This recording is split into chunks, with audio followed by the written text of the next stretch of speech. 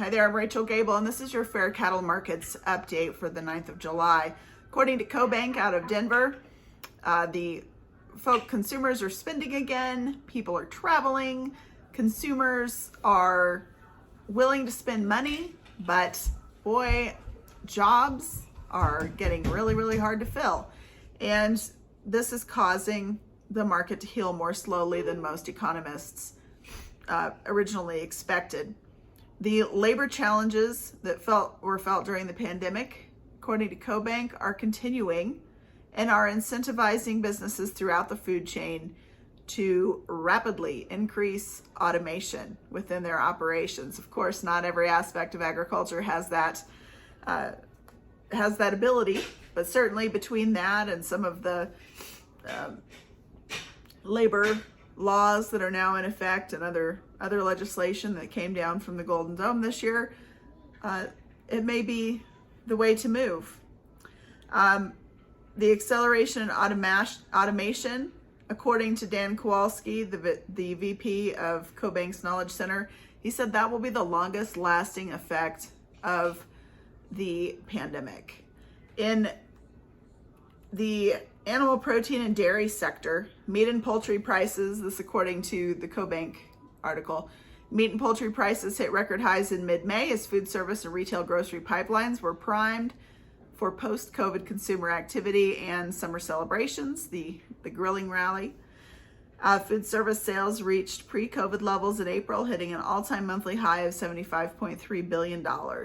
More illuminating, however, they said, is the overall retail grocery sales growth is still up 7.3% and 15 from a year ago and 15% up from 2015, showing that there are some longer term consumer behavior changes.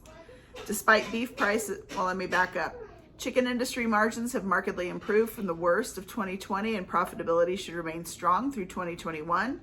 Pork has been one of the highest rising commodities in 21, with lean hog futures topping out at 122 in mid-June. Strong consumer demand for meat, tight supplies of competing meats, and declining pork production in the second half of the year, all tailwinds for the pork market currently.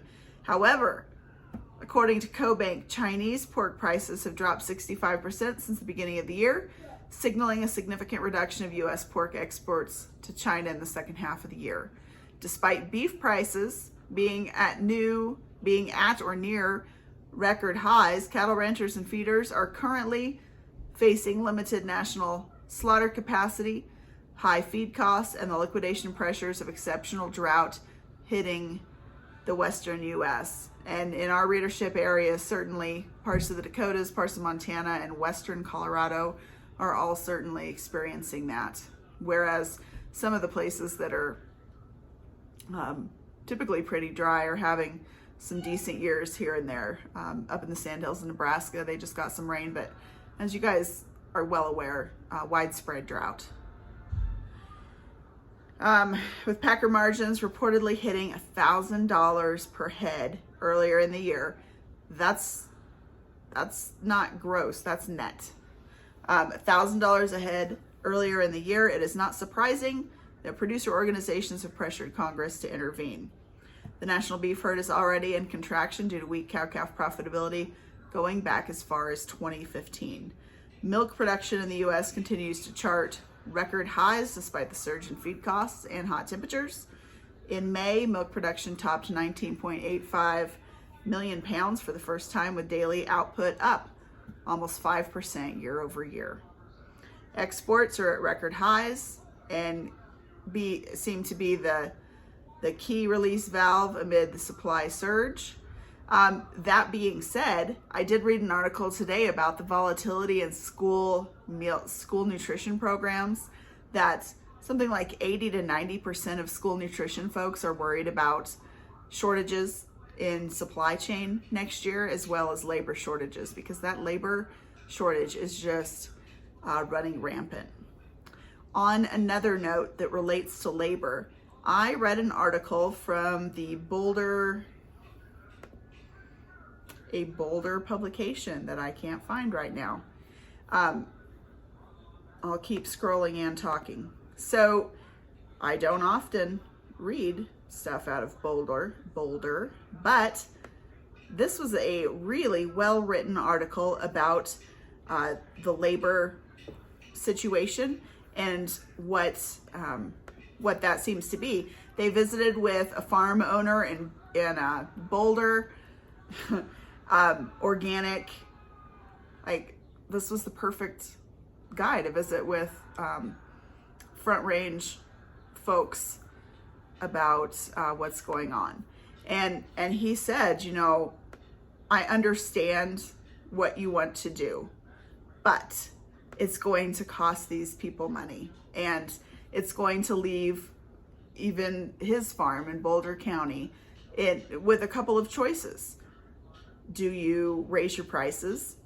Well, no, we're in a price taker, not a price maker business. Well, do you pay overtime and make less money?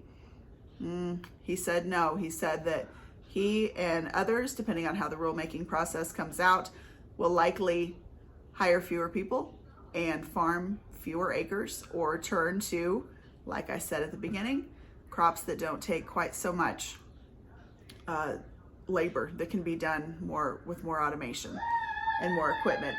So even the folks in Boulder are seeing the holes in some of these ag labor bills. So we're still waiting on some Biden updates. Apparently Friday he'll be in Omaha, so I'm still waiting patiently. It's me, patient, very patient. I'm Rachel Gable. This is your Fair Cattle Markets update for the 9th of July. See you later.